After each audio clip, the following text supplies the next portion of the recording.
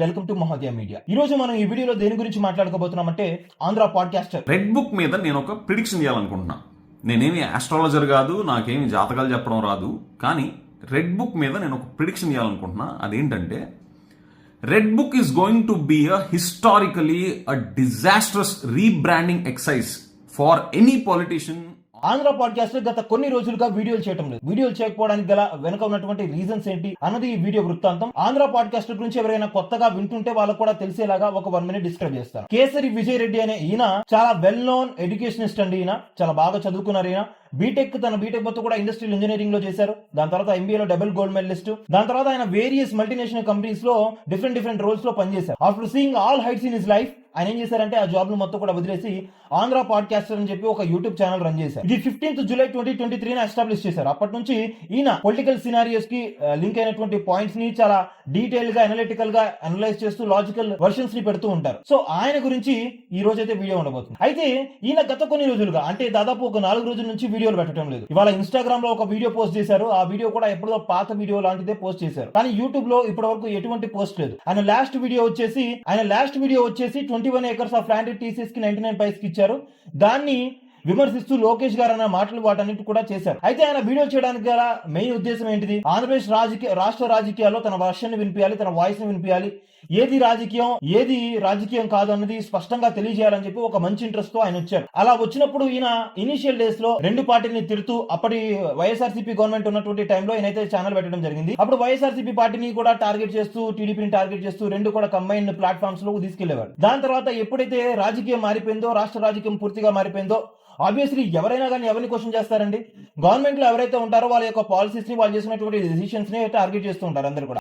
విజయ్ కేసరి కూడా ఏం చేశారంటే కూటమి ప్రభుత్వం తీసుకున్నటువంటి ప్రతి డెసిషన్ ని కూడా ఛాలెంజ్ చేస్తూ దాంట్లో ఉన్న తప్పుని ఎత్తి చూపిస్తూ ఉన్నారు. ఇలా చేసే సమయంలో ఆయన ఏమయ్యారంటే వైసీపీ వాళ్ళకి బాగా ఎక్కువగా దగ్గరయ్యారు. ఈ అనాలిసిస్ వీడియోలు చేసే వాళ్ళందరూ కూడా ఎక్కువగా ప్రభుత్వాన్ని టార్గెట్ చేస్తూ ఉంటారు. అలా టార్గెట్ చేసే క్రమంలో దానికి ఉన్నటువంటి అపోజిషన్ ఎవరు? వైసీపీ వాళ్ళే కదా. వైసీపీ వాళ్ళు పెద్ద మొత్తంలో ఈయనైతే సపోర్ట్ చేయడము, బ్యాక్ చేయడము, ఈయన వీడియోస్ ని షేర్ చేయడం అలా మొత్తం కూడా చేశారు. దాన్ని ఈయన కూడా ఇంకా ఈయనకి అనుకూలంగా మార్చుకొని ఎక్కువగా వాళ్ళని రిగరస్ గా వాళ్ళ వీడియోస్ చేయడం మొత్తం కూడా చేస్తూ వచ్చారు. అయితే ఈయన గత కొన్ని రోజులుగా వీడియోస్ చేయడానికి గల కారణం ఏంటంటే మేబీ ఆయన్ని ఎవరో ఒకరు థ్రెటన్ చేయొచ్చు. ఆల్రెడీ ఆయన ఛానల్లో ఒక వీడియో కూడా పెట్టారు, నా ఫ్యామిలీకి థ్రెట్ ఉంది, some so call party people వీళ్ళందరూ కూడా నన్ను టార్గెట్ చేస్తున్నారని చెప్పి ఆయన అఫీషియల్ యూట్యూబ్ ఛానల్లోనే ఒకసారి ఒక వీడియో పెట్టినటువంటి దర్శనం ఉంది. మోస్ట్ పాపులర్ వీడియో సెక్షన్ లోకి వెళ్తే మీకు ఆ వీడియో కనిపిస్తుంది. మేబీ టీసీఎస్ కి సంబంధించినటువంటి వీడియో చేసిన తర్వాత కూటమి నేతల నుంచి ఎవరి దగ్గర నుంచి అయినా ఆయనకి థ్రెటన్ కాల్స్ రావచ్చు. అందుకని ఈయన భయపడి కొన్ని రోజుల పాటు అండర్ గ్రౌండ్ కి వెళ్ళిపోదామని చెప్పి వీడియో చేయకుండా పక్కకి వెళ్ళిపోయి ఉండొచ్చు. లేకపోతే సెకండ్ వర్షన్ ఏంటంటే కొన్ని రోజులు గ్యాప్ తీసుకుందాం, రెస్ట్ తీసుకుందాం అని చెప్పి అనుకోవచ్చు. లేకపోతే ఏదైనా ఫ్యామిలీ వెకేషన్, ట్రిప్,